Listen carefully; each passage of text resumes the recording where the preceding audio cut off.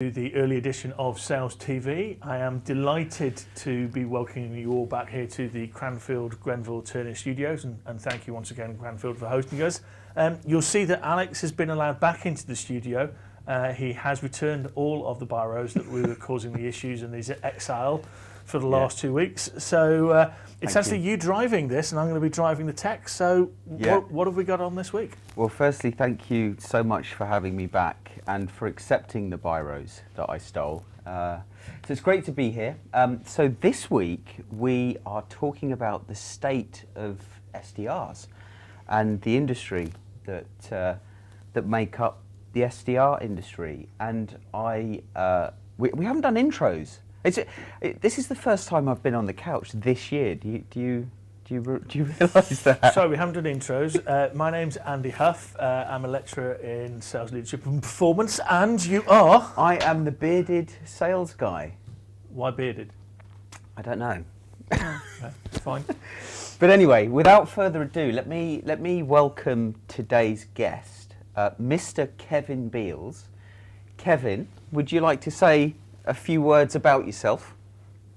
Thanks, Alex, and really excited to be here. Thanks for having me on. So, I'm Kevin Beales. I'm the founder and CEO of MySalesCoach.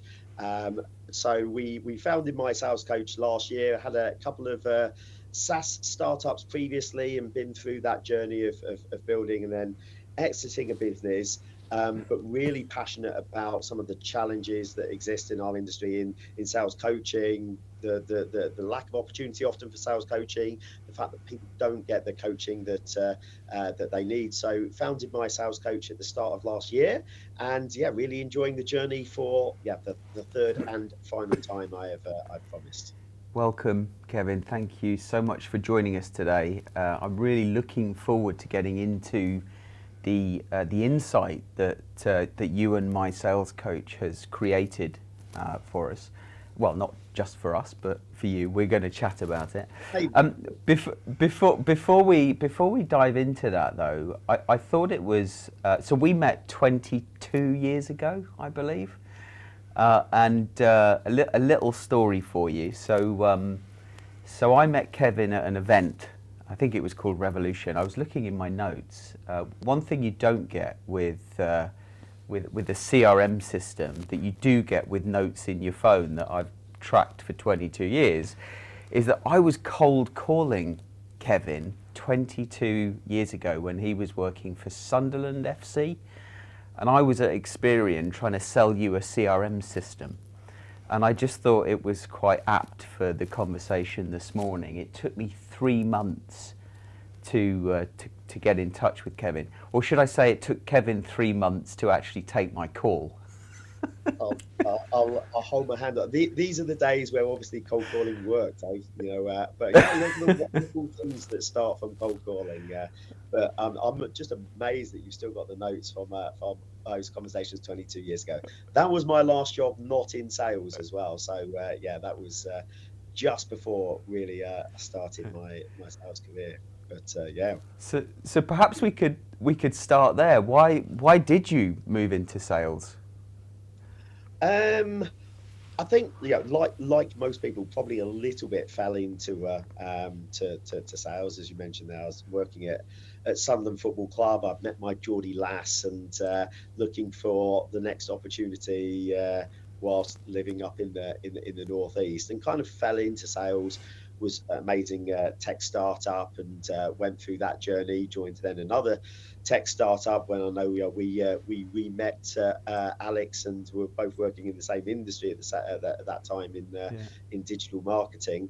And I guess first of all, as I say, fell into it, but really then had a passion for what we do, growing those skills and career. And then first as a sales professional, and then sales leader, and then as a founder and CEO. Yeah, brilliant to hear. So the state of SDR report. There's some fantastic insight in there. Why do this report? Because this isn't the first year that you've done it, is it? Or it's it kind of is. We're just completed our sort of like first year in business, and I guess looked obviously into this kind of research before and done these kind of reports before, but just before Christmas we did this state of SDR report. We had just over 1,069 SDRs that kindly and confidentially shared their thoughts and information on the state of the world through their eyes, and that certainly helped us come up, as you say, with some quite compelling, alarming, insightful data and stats. Yeah, which I think we're going to get into. I can't help but we've had conversations before, Andy, about the state of sales and the pressure that are on salespeople today, and the effects that this pressure is having on them, particularly SDRs.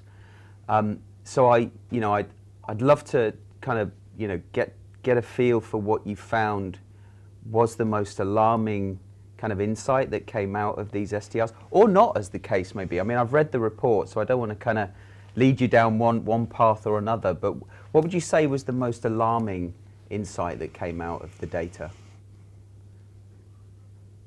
I think the one that sticks out for me is probably most concerning is that literally only 1 in 12 people describes themselves as being very fulfilled in their role. More than half describing themselves as not being fulfilled, or only slightly fulfilled. So I think that was really disappointing to see, because obviously for most people as SDRs, this is their first introduction to sales as a career and a sales industry. So I think there's clearly work to do there, and perhaps with some of the other data and some of the other stats, it kind of starts to complete the picture of why people don't feel fulfilled. We know obviously it's a really hard job, and we have in this industry perhaps the very hardest job being the entry job. But I think the fact that literally just 1 in 12 describe themselves as being very fulfilled in that role was really worrying. Yeah. What I think the almost 50% is not fulfilled, or sort of like just getting there. I'm fascinated because somebody else put a stat in front of me, not based on a SDRs, Kevin, but actually apprentices, sales apprentices, and the dropout rate. And actually somebody had surveyed why the dropout rate, and actually 33% had left sales. It wasn't to do with they'd got another job, they'd gone to a competitor, they'd left sales. And there must be some kind of overlap in kind of the audience that you surveyed and the audience that the data came from there.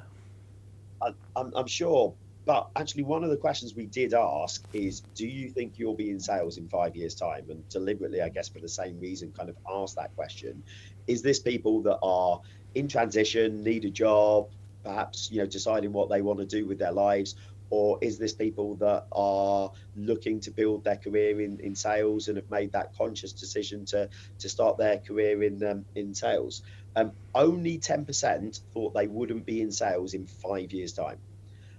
So there were some that were still not sure, but only 10% said they didn't think they would be in sales in 5 years' time. So there was definitely the suggestion that largely this is an audience that are committed to building or trying to build a career in sales. Again, maybe going back to that fulfillment though, far more concerning was that around half weren't sure they would be with their current employer in just 12 months' time. So definitely a real disconnect there, that there does seem to be a commitment to being in sales and building a career in sales, but not necessarily a commitment to the organization they're with, or a reason to feel that they will be in that role in just 12 months. There's a great quote here, Kevin, from a fan of yours who's delighted to see you and Alex.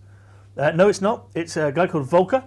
He says the pressure on salespeople is huge. We finally, as a profession, start to talk about the challenges around the ups and downs of sales and how it impacts mental health.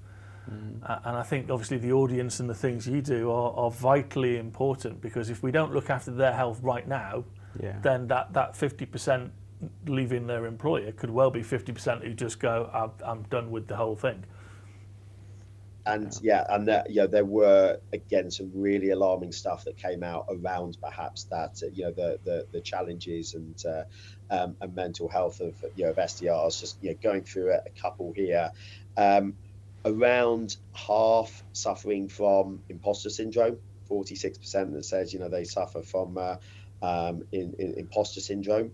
Burnout being the third most popular #1 challenge that SDRs say that they face. So we gave SDRs literally a list of like 15 different challenges that they may face in their role.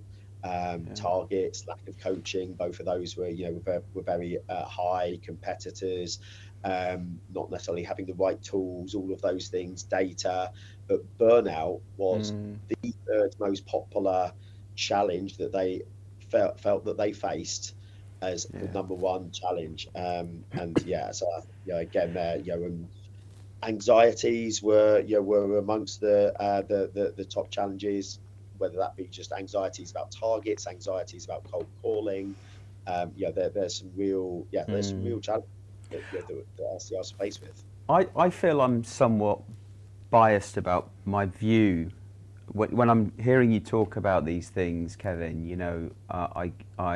It does pain me to hear about SDRs that are forced to do things that they don't believe is working, yet they're forced to do these things, or bonused on doing these activities day in, day out, like cold calling, like emailing, and they're not necessarily getting the response that they believe they could get unless they tried something else, but they don't have the freedom or the autonomy to try these things. So I feel like this is the cause of the burnout, it's the cause of the anxiety, it's this lack of autonomy that SDRs have, because they're essentially being treated like battery hens.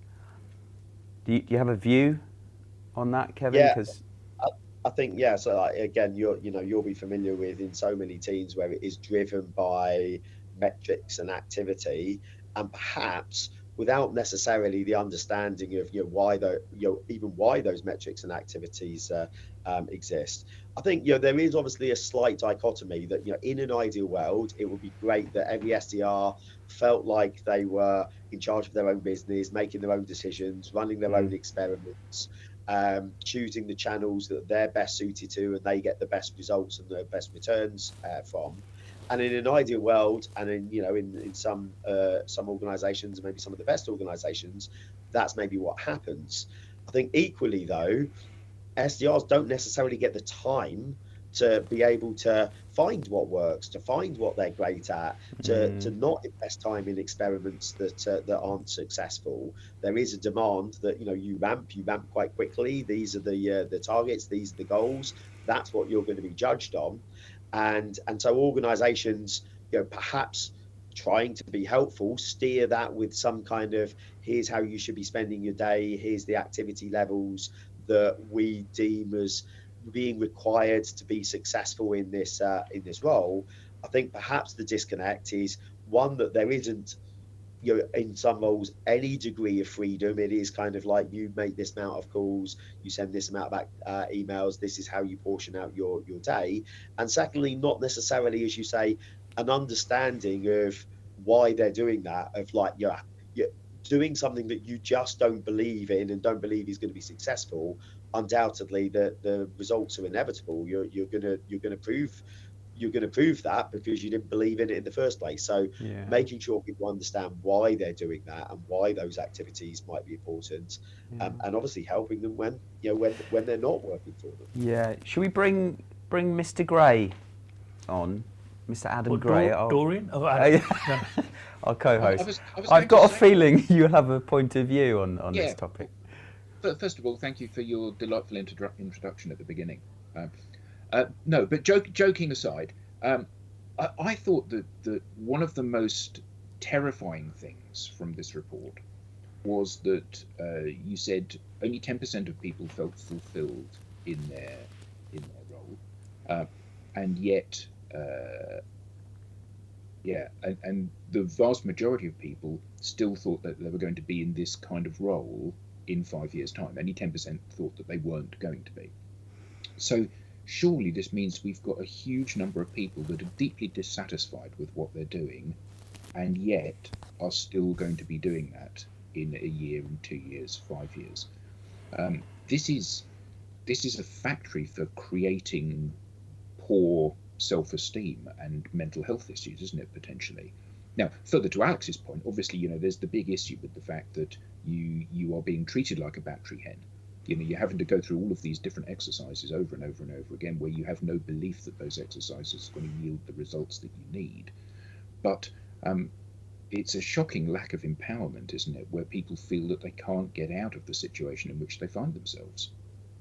So I think I totally agree with you, but I think it's possibly even worse than this, because I think in the current climate and the world that we're in today, a lot of people have gone into being an SDR on the dream, on the promise that I'll be an SDR for 9 months, and then I'll be promoted to being an AE, and then I'll be stepping away from this battery hen environment as you describe. So an environment that they're telling us that they're not, 88% are not very fulfilled in, but they are looking for a career in sales and look at it as as that stepping stone, and looking to, I think, as I say, perhaps have been sold on that stepping stone being as short as possible.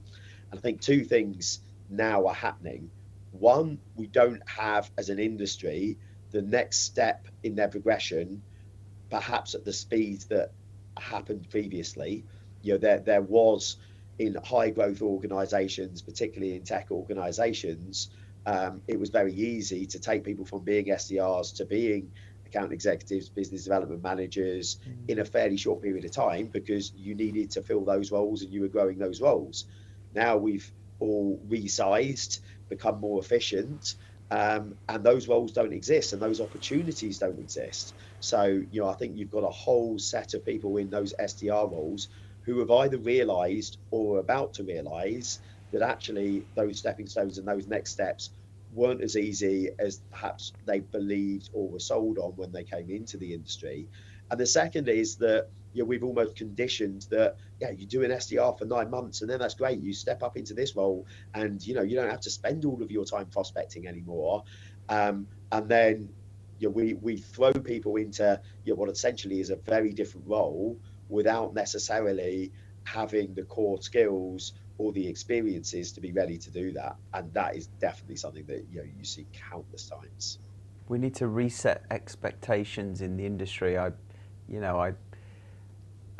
The work that you do, Andy, around professionalizing sales, is going to help the industry. I think as part of that recalibration, the work that you do, Kevin, around ensuring salespeople have the right access to coaching, I think will help. But are these two things alone the solution?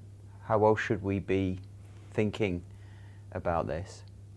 I think it's your fan who's stalking you, Kevin's put a really good point up on here, which I'll read out, which is, Volker has said, don't forget, with sales now being a more reputable profession, I've got to say, Volker, I'm not completely convinced that that's a complete statement. Not having a fight with you, but I don't think buyers think sales is a reputable profession. But what he goes on to say is that the career paths might be a bit more clear than they were 20 years ago. And if you look at the States, there is a lot of trends coming from where a lot of the sales trends are coming from. People go out to uni and they want to go into sales. And I think that in itself would be really interesting in your viewpoint. There is a huge amount of what we call undergraduate courses in the US. Now, none of them are consistent, but the good thing is there's huge amounts of undergraduate courses. Some are friends of mine, like Adam Rapp down at Ohio State, Willie Bollinger over down at Texas. Brilliant.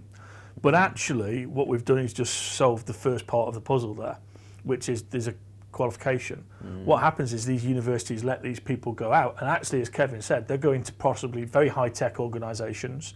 You're going to do an SDR role, and there's nobody to support them. So that's where the EPN, which Jordan leads, your son, as part of the ISP, can play a huge role. That's where Kevin's design of coaching, and that's I'd love to have a conversation about how we industrialize that for young people.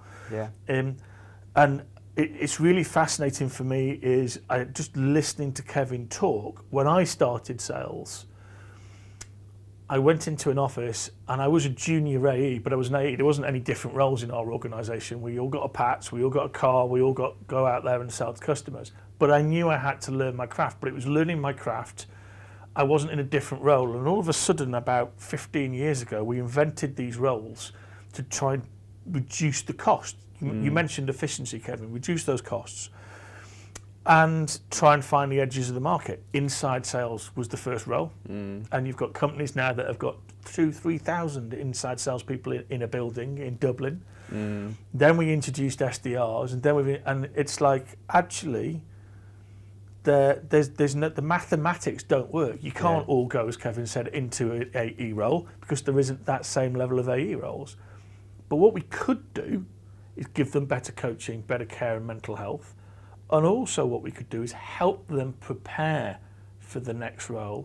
So this is where Idea Gen and Ben Dorks, who's been on right in season 1, he actually has a concept that says we will develop you for that AE role so you have the right to compete for it and you'll get that opportunity to compete, but you're not necessarily going to automatically get it. And I think that sets a really healthy culture. Yeah. Kevin, what was your thoughts on that? Yeah, no, I agree there as well. You know, another actually data point that came out of the survey, which again really took us by surprise and like shows, I think, a massive untapped opportunity as an industry. 4% of people felt their next role was in customer success or customer or account management. Sorry, what percentage? 4. Okay. Which again, you know, we know the skills that you build up as an SDR, coupled with actually, you know, ironically, customer success and account management is becoming increasingly focused on having those sales skills and, you know, obviously the ability to delight and make customers happy, but looking for the opportunities to the growth opportunities and the retention elements of those roles being critical as well. The fact that literally only 1 in 25 people thought that was their next likely step really quite surprised us. 55% said AEs, 18% said SDR managers, and the rest was all very a long tail of very small percentages. I was surprised that it was as low as that because I know some amazing customer success managers who started as SDRs and are amazing customer success managers in part because of their experiences of being an SDR and building those core sales skills. So I think, again, there's a bit of an education gap there of the opportunities that might exist. We have kind of conditioned, here's the conveyor belt, you start as an SDR, your next step is to this. And I don't think we're helping people appreciate what the right opportunities for them personally might be. Sorry. So I was just saying, Alan Clark, another stalker of yours, Kevin, he said it might be a bit controversial, but I think anyone entering this career needs to be aware it's a tough place. I would say it can be tough, but I think we've lost the fun. I'm not completely convinced that we've actually got that. When it was tough for me when I started. I mean, I got some real big knockbacks, but it was fun. I remember those days very fondly. Yeah. I'm interested to know what the split, you know, in terms of diversity, you know, gender split. Did you look at that? Did you go? We did. Yeah. No, yeah, probably with hindsight, that was that was a bit of a gap. We did it as as well, obviously, as a confidential, but yeah, we didn't ask the gender or ethnicity.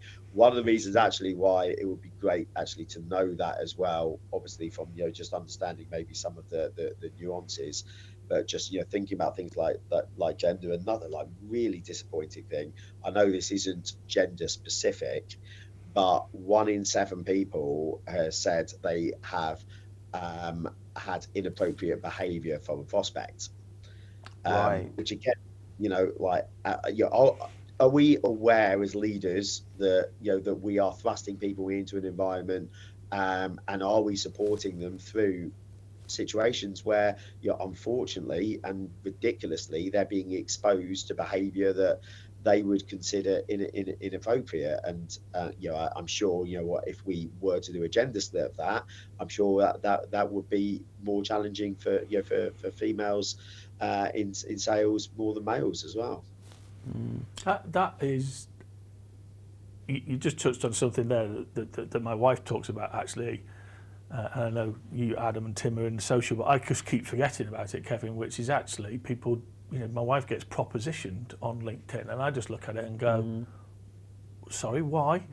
Not that she's not attractive, beautiful, and all this, but I can't comprehend why people would do that.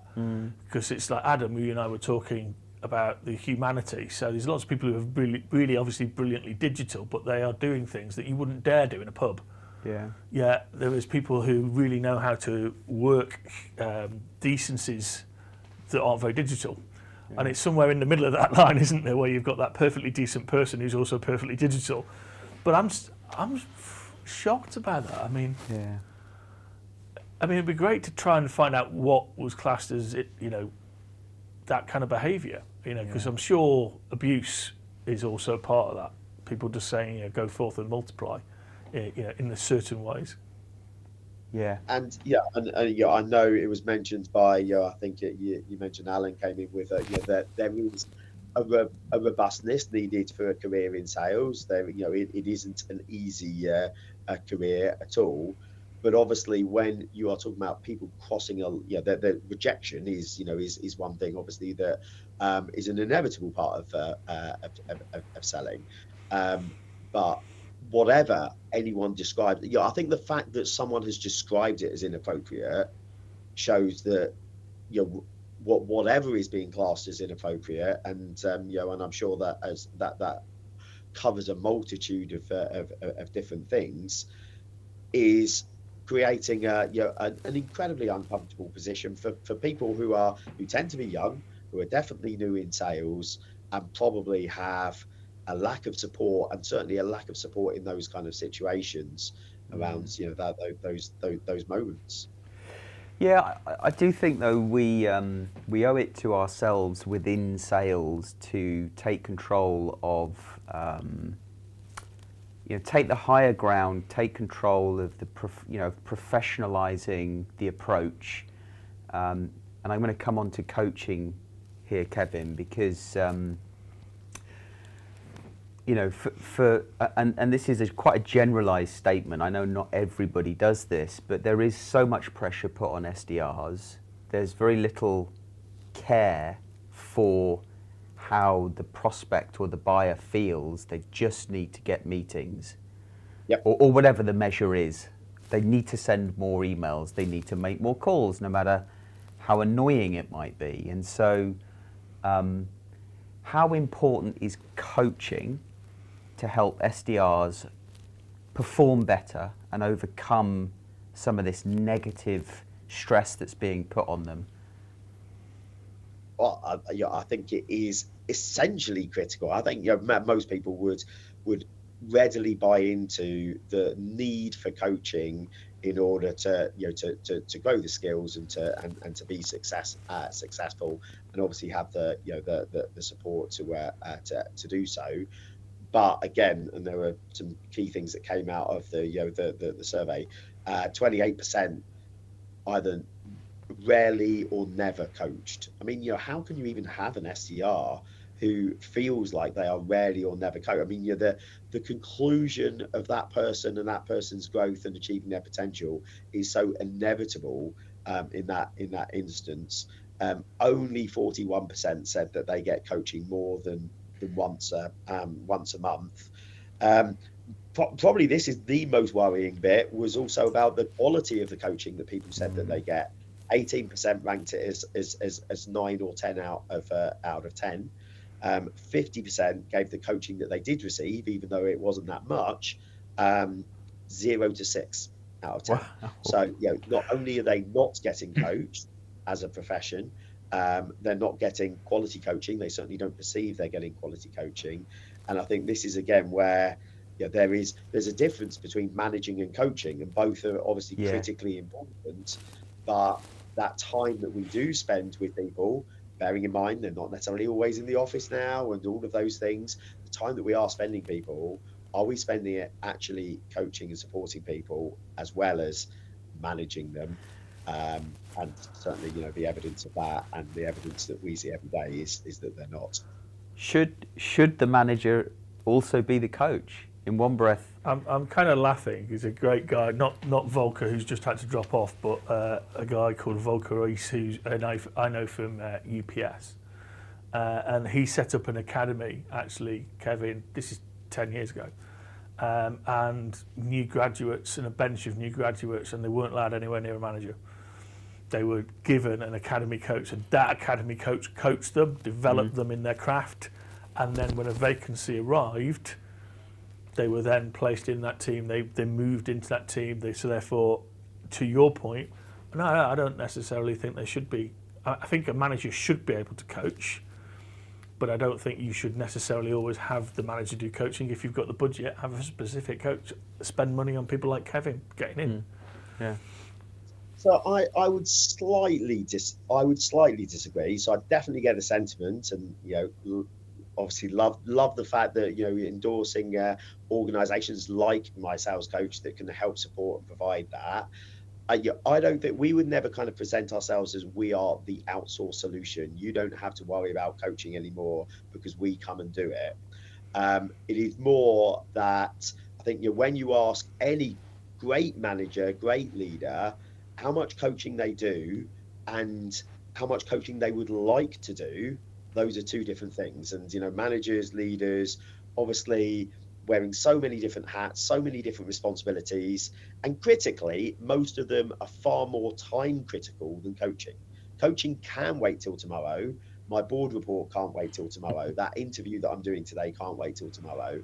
And unfortunately, inevitably, it therefore goes down the pecking order, not because people don't see it as important, but because it's just not necessarily always as time critical.